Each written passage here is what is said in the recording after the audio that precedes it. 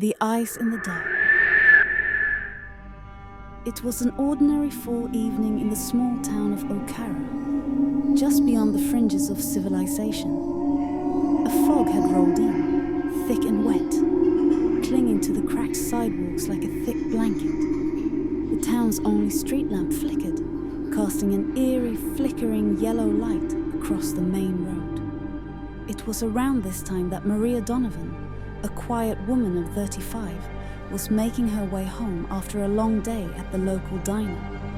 Maria had lived in Okara her entire life. Her parents were long gone, victims of an accident that no one ever quite spoke about. Since then, she had been a ghost of sorts, moving through life as though she were just another shadow, unnoticed by the few townsfolk who still wandered the streets. There was a quiet sadness about her, one that she could never shake, though she never truly tried to. She always walked the same route home, a shortcut through the old cemetery just beyond the edge of town. It wasn't the most pleasant path, with gravestones sinking into the earth and cracked monuments, but it was the fastest way to get back to her little house at the end of the road. She knew every stone, every vine creeping across the moss-covered paths. She could walk it with her eyes closed if she wanted to.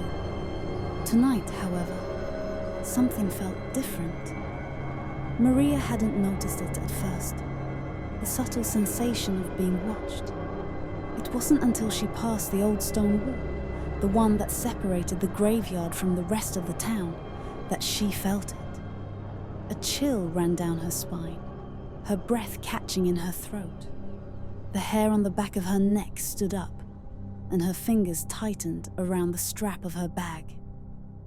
"Just the wind," she muttered to herself, as she tried to shake the unease creeping up on her. The fog had thickened even more now, swirling around her like a shroud. She continued walking, the crunch of her boots the only sound in the stillness. And then, there was a soft rustle behind her. It was faint, but it was enough to stop her in her tracks. Maria turned, her heart thudding in her chest. The graveyard behind her was now a blur of shadows and mist, but she couldn't see anyone. Just the rows of tombstones standing in their cold, eternal silence.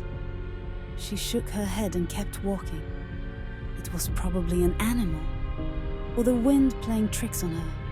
But then, she heard it again. This time, it was clearer, closer. Footsteps, soft but deliberate. She stopped, breath catching in her throat.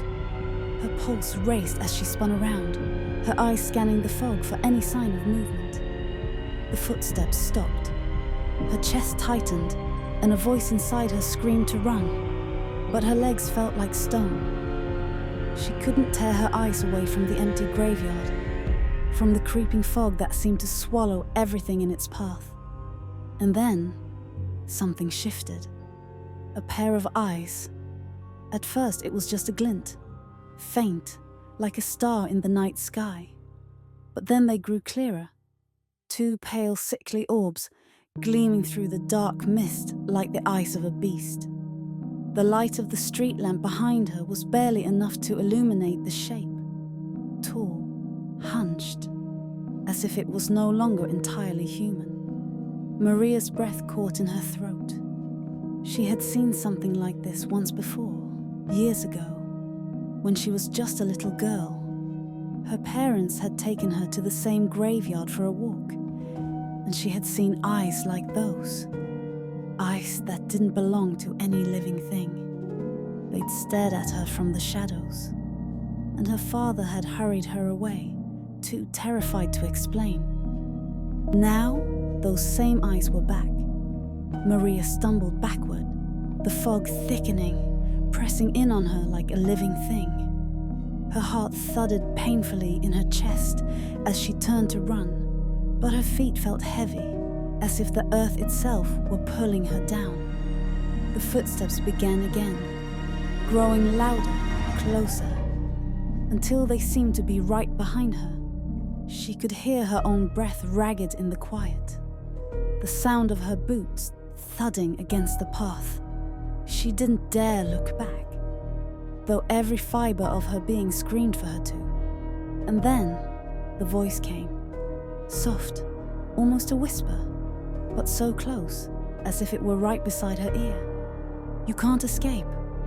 The words slithered through the fog, chilling her to the bone. Maria gasped, her legs faltering. She stumbled and fell to her knees, her breath coming in ragged gasps. She twisted around, her eyes scanning the empty graveyard once more. But this time, she saw it.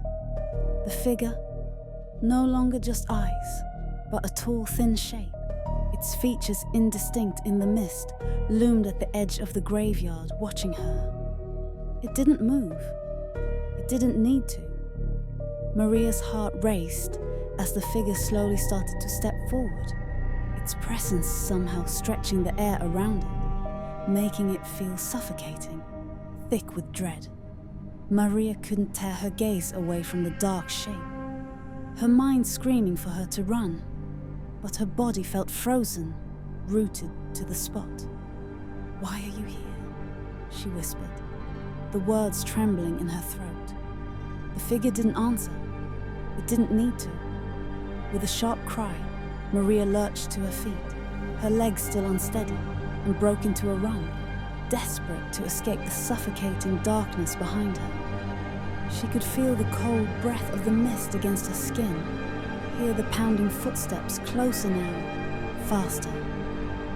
She ran through the fog, her feet slipping in the mud, and still the thing followed her. Those eyes always watching, always waiting. When she reached the end of the cemetery, she dared a glance over her shoulder. The figure was gone. The fog had lifted just enough to reveal the empty graveyard once more, silent, undisturbed.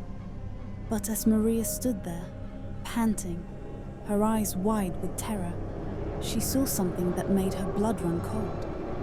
A pair of eyes stared back at her from one of the gravestones. And this time, they weren't just watching her. They were waiting for her to come closer, waiting for her to join them. Maria could feel the weight of their gaze, the inevitability of it. And with a shudder, she realized she would never escape the eyes in the dark. Not now, not ever.